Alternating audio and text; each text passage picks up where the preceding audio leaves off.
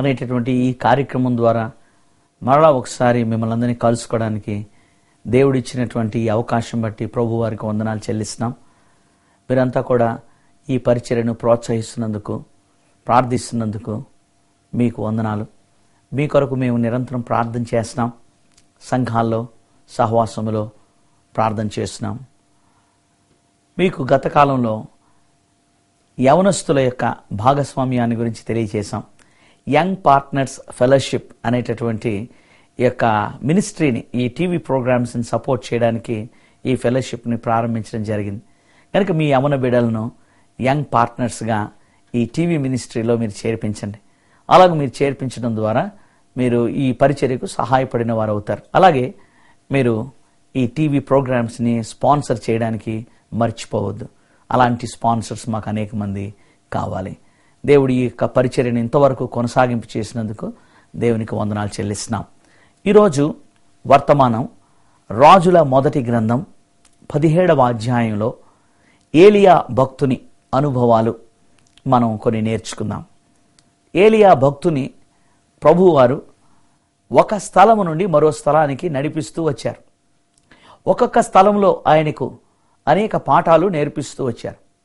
మన జీవిత యాత్రలో కూడా ప్రభు అయిన యేసుక్రీస్తును మన సొంత రక్షకునిగా అంగీకరించిన మొదటి దినము నుండి ఆయన మనలను అనేక అనుభవాల గుండా, ఆత్మీయ అనుభవాల గుండా మనల్ని నడిపిస్తూ ఉంటారు.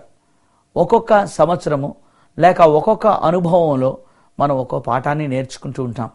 మనం ఇలాగూ పాఠాలు నేర్చుకుంటూ సరిదిద్దుకుంటూ మనము ముందుకు అభివృద్ధి పథంలో వెళ్ళాలి. కానీ మనం ఆత్మీయ జీవితంలో స్టాగ్నేట్ అయిపోయిన వారంగా, అంటే స్తంభించిపోయిన వారుగా మనం ఉండకూడదు. అలాగే దేవుని విడిచిపెట్టి దూరంగా వెళ్ళిపోయినటువంటి వారి వలె మనం ఉండకూడదు. దేవుని ఆశ ఏమిటంటే మనం క్రమక్రమంగా అభివృద్ధి పొందాలి.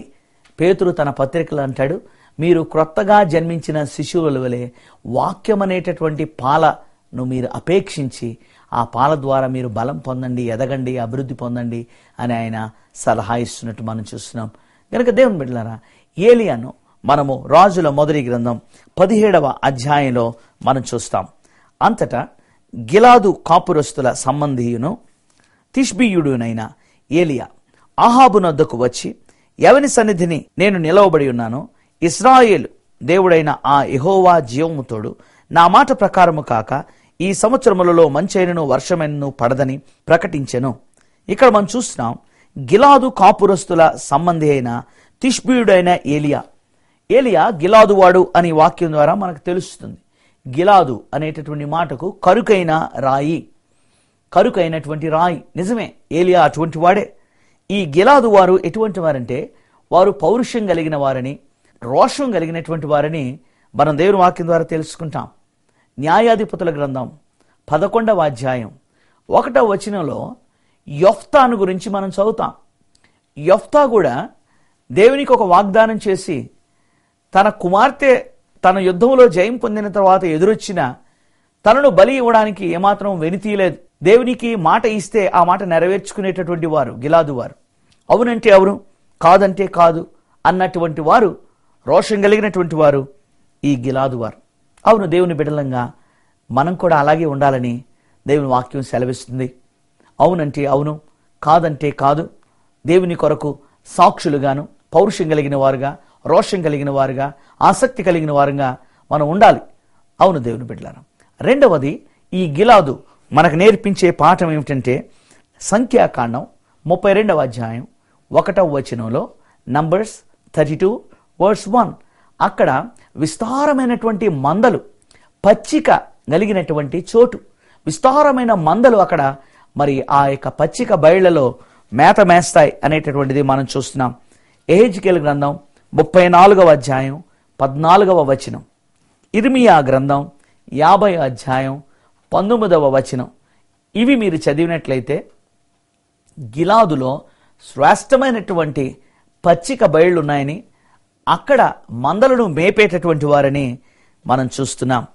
దేవుని సంఘాలు, మన కుటుంబము, మన వ్యక్తిగత జీవితం కూడా పచ్చికతో నిండిన స్థలాలుగా ఉండాలి. దేవుని బిడ్డలారా, ఎండిపోయిన గడ్డి ఉన్నటువంటి పరిస్థితుల్లో సంఘాలు, కుటుంబాలు ఉంటే మన యొద్దకు ఎవరు రారు, దేవుని గురించిన జ్ఞానము ఎవరును సంపాదించుకోలేరు. గనుక నన్ను పచ్చిక బయళ్లలో పరుండబెడుతున్నాడు ఆయన అని కీర్తనాకారుడు చెప్తున్నట్టు, మన సంఘాలు శ్రేష్టమైన దేవుని వాక్యము అనే ఆహారము, దేవుని యొక్క మాటలు అనే పచ్చికతో నింపబడినవిగా ఉన్నప్పుడు గొర్రెల మందలుగా వచ్చి మన సంఘాలలోనూ మన కుటుంబము దగ్గరికి వారు వచ్చి మేలు పొందేవారుగా ఉంటారు. ఒక్కసారి ఆలోచన చేసుకుందాం. నీ జీవితము ఎలా ఉన్నది? యేసు క్రీస్తు ప్రభువు వాక్యముతో నింపబడిన వాడుగా నీ యొద్దకు వచ్చే వారికి ఈ ఆత్మ సంబంధమైనటువంటి పచ్చికగా నీ జీవితం ఉంటుందా? వారి సమస్యలకు పరిష్కారం ఇచ్చేవాడవుగా, వారి రోగముల కొరకు ప్రార్థించేవాడవుగా, వారి అవసరతల కొరకు విజ్ఞాపన చేసేవాడవుగా నీ స్నేహితులకు నువ్వు కనబడుతున్నావా? లేక నీవు కూడా లోకస్తుని వలె, లోక సంబంధి వలె ఒకవేళ కనబడుతున్నావా? ఆలోచన